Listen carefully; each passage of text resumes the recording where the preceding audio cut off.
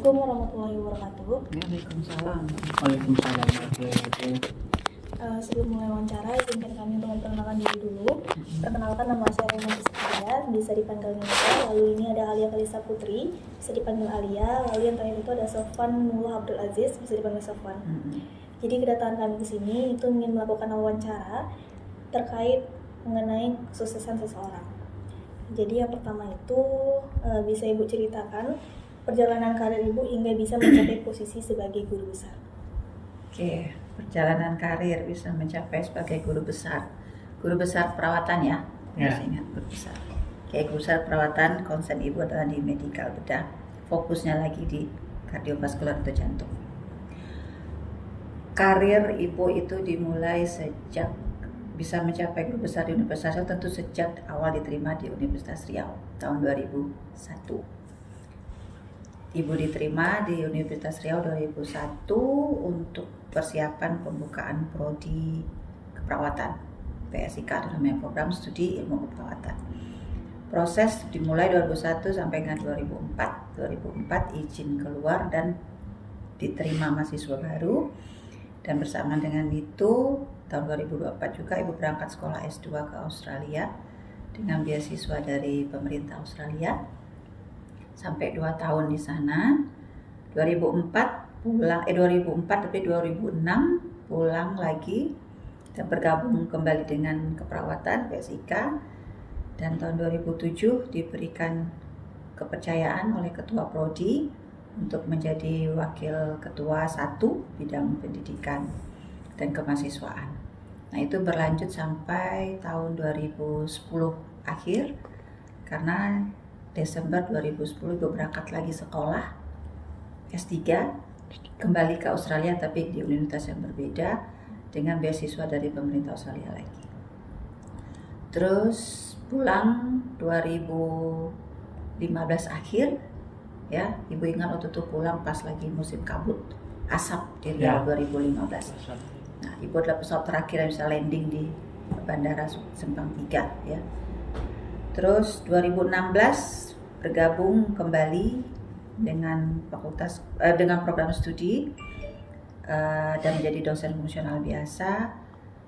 Tahun 2018 PSIK menjadi fakultas keperawatan ya.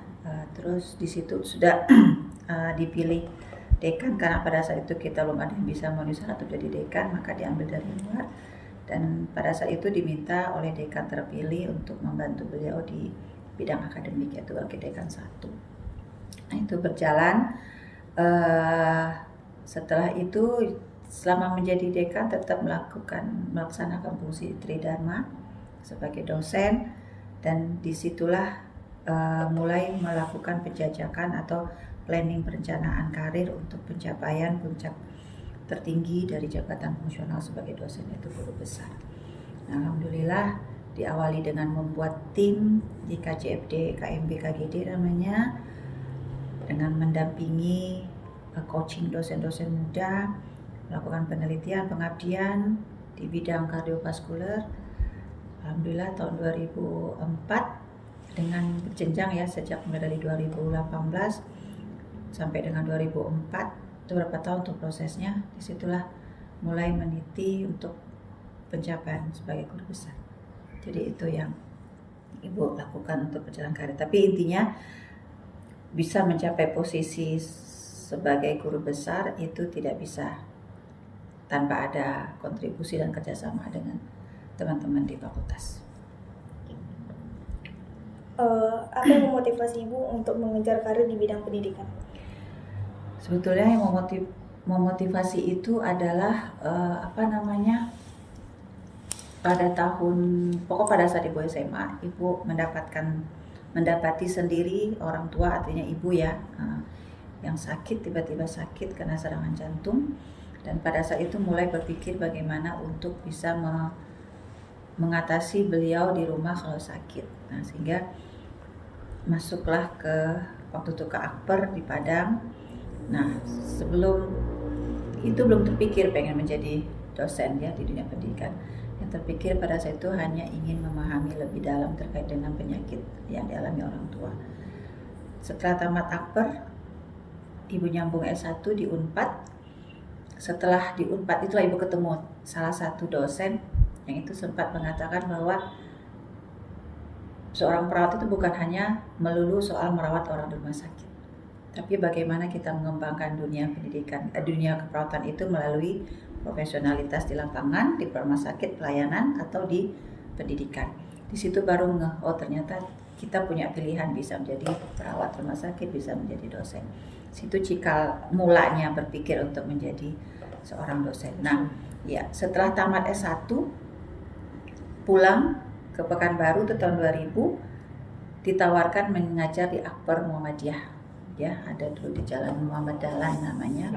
Ya, sempat bergabung di situ. Nah, di situ mulai merasakan oh ternyata begini dunia pendidikan, dan selama setahun di sana dapat ada lowongan di universitas, jadi mencoba untuk menjadi dosen di universitas. Seperti itu.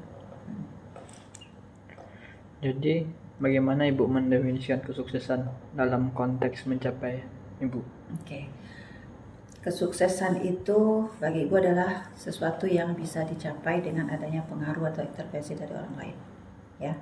Karena kita manusia sosial, makhluk sosial, tidak bisa hidup sendiri, tidak bisa mencapai sesuatu sendiri, maka Ibu mendefinisikan kesuksesan Ibu itu adalah sesuatu yang Ibu capai karena adanya support system dari keluarga dan dari lingkungan tempat bekerja. Dan dampak kesuksesan itu dirasakan oleh banyak orang. Jadi bukan hanya kita sendiri, bukan self-center, bukan egoisme, tapi bagaimana memanfaatkan kesuksesan kita itu untuk bisa dirasakan oleh orang banyak. Terus bagaimana Ibu mempertahankan kesuksesan itu? Untuk bisa mempertahankan kesuksesan, sekali lagi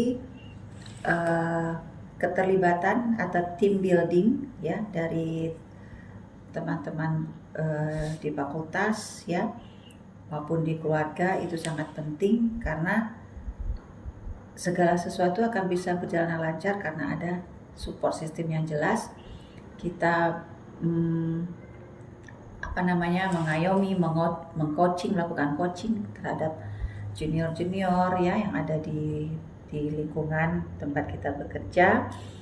Terus dengan demikian sembari kita memperkuat keilmuan kita mempertahankan kesuksesan kita bersamaan dengan kita memberikan atau mengajarkan junior-junior untuk bisa mencapai hal yang sama.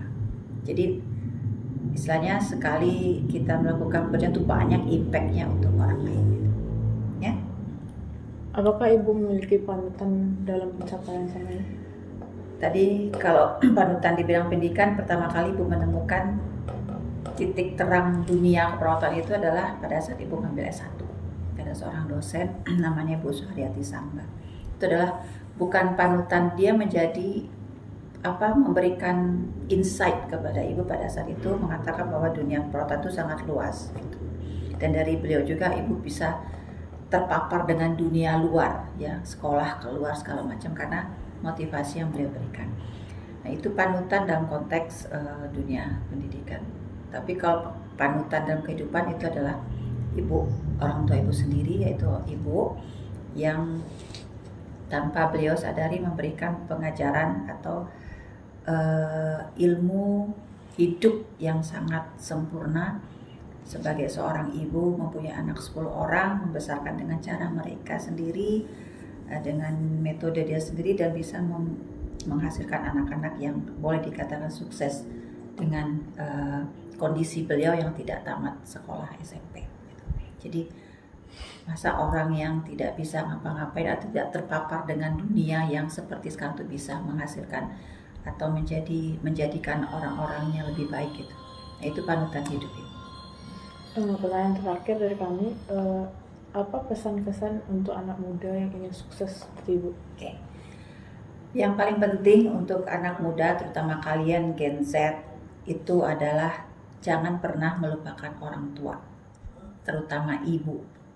Ya, kalian ini adalah generasi yang tidak bisa dikekang, generasi yang tidak bisa dikasih tahu, generasi yang tidak mau diperintah.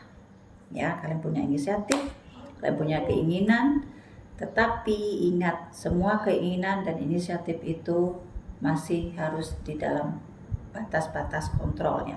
Yang bisa mengontrol kalian itu adalah komunikasi dengan orang tua, terutama ibu. Kalian punya handphone, berkomunikasilah dengan baik. Mau ngapa-ngapain, bukan berarti misalnya ngasih tahu saya misal pulang mungkin agak malam nih segala macam gitu ya, itu bukan merendahkan derajat kalian, tapi justru dengan beritahu orang tuanya tenang dan mereka tanpa sengaja akan mengucapkan doa semoga lancar, semoga baik-baik saja, dan itu akan berimbas kepada diri kita masing-masing. Jadi ingat pesan ibu itu, mau sukses di bidang apapun, mau di pendidikan, di karir, mau segala macam, kalau kalian tidak menghargai dan tidak menghormati orang tua, itu tidak akan bisa didapat. Jadi itu pesan ibu buat kalian generasi zaman sekarang ya. Oke. Mungkin segitu aja pertanyaan dari kami, Bu. Sebelumnya terima kasih udah mau menjawab pertanyaan dari kami. Assalamualaikum warahmatullahi wabarakatuh. Waalaikumsalam warahmatullahi wabarakatuh.